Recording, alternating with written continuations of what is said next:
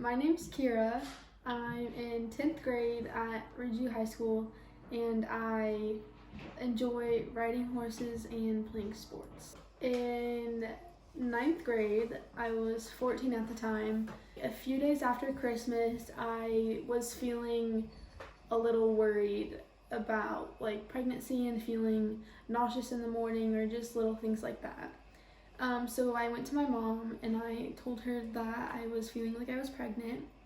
And the next day she took me to Pregnancy Resources, which is just a little place for girls to go where they're pregnant to get free help, like tests or information on adoption or abortion. When I found out that I was pregnant, I was planning on keeping the baby and raising it by myself. And I met with someone who had also gotten pregnant as a teen and had their baby adopted out. And she talked to me about how adoption isn't always what it seems as these days. It's not just your baby gets taken from you when you're in the hospital after you have it and just given to a family that you don't know. You get to pick your family, and you get to pick how much contact you have with the baby, and you get to pick how much updates you get, or how often you see it, or you just get to, I'd say that adoption is pretty much in your hands. Some of the things that I thought about were not being able to do volleyball, or not being able to afford or have the time to spend time with my horses and ride horses or go on trips for horse events or anything like that. And then I also thought about how I wouldn't have time to spend with my friends or money to just go out and throw around, go shopping with my friends or go to the movies and that kind of stuff, because I would have a little person that I needed to care for and I need to spend all my time and money on. And at my age, with not even being able to drive, I would have to depend on everyone else to drive me and the baby to where we have to go.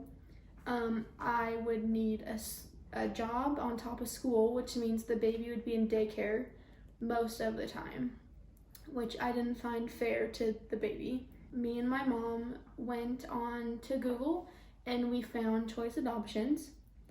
And from there, we just kind of looked at the scrapbooks for parents who are looking to adopt babies. I looked at the advocates, where you get a phone number for the advocates to help with the adoption. And we found Taryn. And my mom contacted her first, and then Taryn contacted me, and she talked to me about adoption and how it works and all the different kinds of adoptions, like open adoption, closed adoption, or you could even have a closed adoption at first and then an open one, or you can say open, but then when the baby's old enough, it can decide if it wants an open or closed adoption, and just talks about how it would go in the hospital. It's just all completely in the birth parent's hands. And then she gave me all of the parents that are looking to adopt, and I went through and I picked 3 of my top favorite families that I was interested in raising my baby.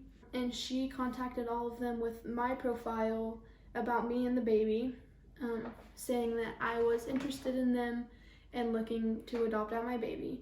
And one of them reached out fast, and they have just stuff that really interests me, like they love to spend time outside and going for walks or going for hikes or just going for little trips.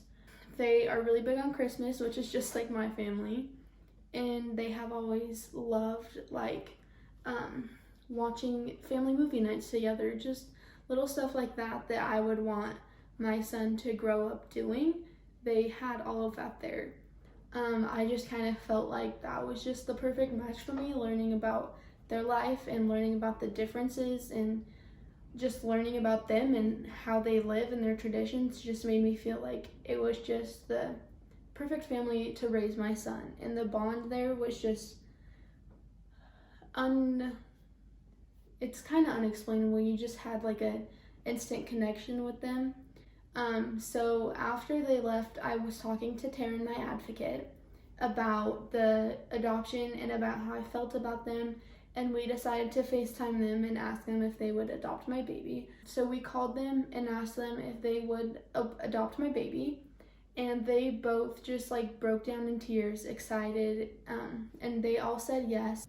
So for the rest of my pregnancy, we had each other's phone numbers, and we would text each other, and she would text me and just check on me or the baby, or text me and just check on my mental health. Or I would even call them or FaceTime them at doctor appointments so they could hear the heartbeat. I would send them like ultrasound pictures, and that was just our way of staying connected throughout my pregnancy. When I was in the hospital in labor, the mom, Heather, came into the room with me, and she was there for the delivery. She got to clip the umbilical cord, and she got to feed him, and she actually helped catch him and handed him to me. She was a really big support through all of that. That was definitely one of the hardest days for me. And I kept the baby the first night in the hospital. We mostly kept him pretty much the whole time just to ourselves. And then at the end, Steven and Heather came inside to see him and to kind of comfort me throughout that day. At the end, when everyone was leaving, we were all released from the hospital, they came over to my house so that my family could meet the baby and we could all just spend some time together before they took him back to where they live. And even after that, I had taken 1 or 2 weeks to myself just to have a break and let it sink in what has happened and let myself accept the fact that my baby was up for adoption. And once I was ready, I texted them and they sent me a bunch of pictures and they sent me an update, and they just talked about how well he's been, or his feeding schedule and his sleep schedule, and almost made me feel like I was a part of his life still, like I was there living it with him every day. I also get information about his weight or his height or the clothes sizes he's in, and I send them boxes of stuff for the baby all the time. And they have gotten me a cute little journal that I can write in, and hopefully one day I get to share it with them and the baby, and just like my process of getting through this time and my thoughts about it, or just random thoughts I have throughout the day, like I wonder if he feels good this day, or if he has a stomach ache, or if he's sleeping good tonight, and just random thoughts like that, and how I think about him quite often. And then when he's old enough, I get to share all of those thoughts that I had with him and the family. I say that they have kind of became more of a family to me as well than just to my son. And Taryn has also became a part of my family. I would say that adoption is one of the best choices I have made for not only myself, but for my family and my son. And there's not a day that I have regretted my decision in giving my son the best life that he can have. Just knowing that when he grows up and he hears his story, he's gonna know that I did what's best for him. And I know that his parents are always gonna make sure that he knows that as well.